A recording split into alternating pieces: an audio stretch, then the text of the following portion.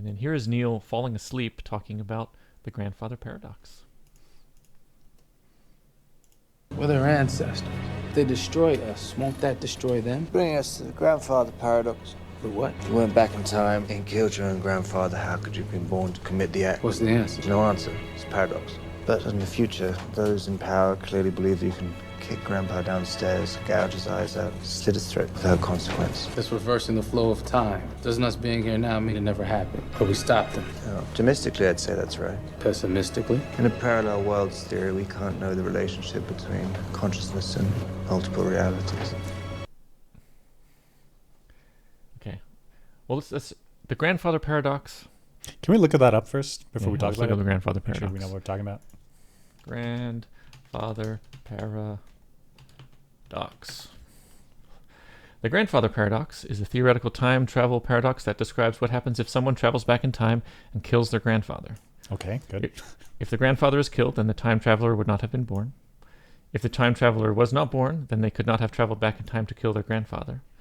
If the grandfather was not killed, then the time traveler would have been born and could have traveled back in time to kill their grandfather. So it's like some circular thing that doesn't really work. Oh, that like it contradicts itself. Yeah. And then one resolution to the paradox is there's no such thing as free will. Everything is determined, or I guess we live in a deterministic universe. So that means everything that will and has happened is set in stone. And so if a time traveler does go back, they're really not, there's no free will. They're just following the deterministic path that was set forth by them. So you're saying a time traveler, it's not possible for a time traveler to go back in time to kill their grandfather because otherwise they wouldn't have been born. So even though they feel like, oh, I could pull the trigger, I could right. not, but it's like, you can't, and can't. Like the answer is going to be you can't because otherwise you wouldn't have been able to be there. That's right. And so you eliminate the paradox, but you also eliminate free will. What has to happen has to happen. Otherwise, what you are now couldn't have happened. That's right. But we don't see time travel in the universe, so still an open question, I guess. Sure. But in Tenet, when they're talking about the grandfather paradox, time inversion is possible. So it's possible you could invert yourself, go back in time, kill your grandfather. Right. And the future people who made the tech believe that the grandfather paradox is not a problem. Sure. I mean, I guess that's possible because all of our interpretations of the grandfather paradox assumes forward time. But if you could actually have forward time exist, but also negative time exists, if you could like freely switch between the two, then stuff that happened may still happen. Right, yeah. Even though you undo it? I guess the other resolution is the many worlds, which he kind of talks about. Okay. Should we look at many worlds? Let's see what he says here real quick. And now I mean it never happened, but we stopped them.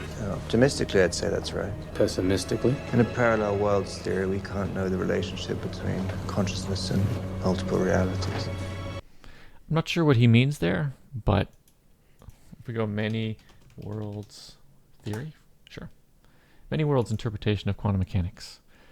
The many worlds interpretation is an interpretation of quantum mechanics that asserts that the universal wave function is objectively real, and there is no wave function collapse. This implies that all possible outcomes of quantum measurements are physically realized in some world or universe. So I guess this is the picture here. The universe is coming in as one film strip when an experiment happens, and say it has an A or B choice. A goes into a new universe, and B goes into another universe. So this looks like the cat survives universe, and this is the cat dies universe. So the world is always branching into new universes. And so that, I see. So when we are here in our universe, which we think is singular, and we have free will, we have choices between A and B, and do I want a salad or a burrito, whatever.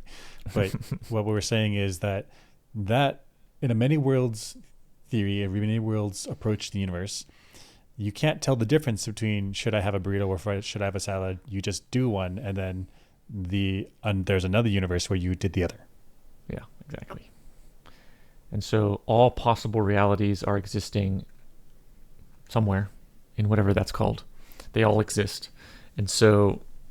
Alex. What's that? Oh, I very quietly said my name. I named this place, this multiple universe reality after me. Oh, it's it's the Good listening semi-stable skills. universe. Hey, it's the semi-stable universe. Hey. Hey, I don't know. Now that I'm thinking about it, I don't think the many worlds interpretation resolves the paradox, because you still have to restrict yourself. The universe still has to restrict itself to possible timelines. There can't be contradictory timelines within the many worlds interpretation. Oh, well, there's just a many world there's an alternative world that allows it. But there can't be a timeline where you go back and kill your grandfather, because Sure. In that universe, it's allowed. I guess that would have to be new It's physics, right? axiomatically allowed. It just is because it is.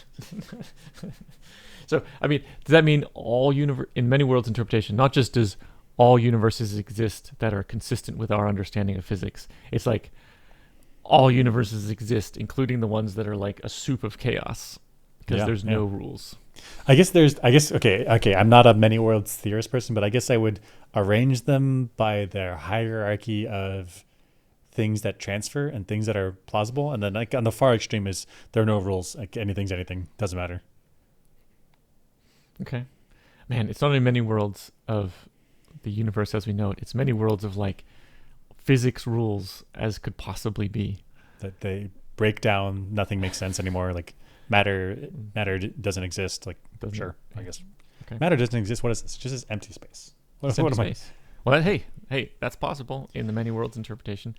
Okay, but there is this theory in physics called local gravity, where it's like the gravitational. I guess all of the constants don't necessarily. They're not universally the same.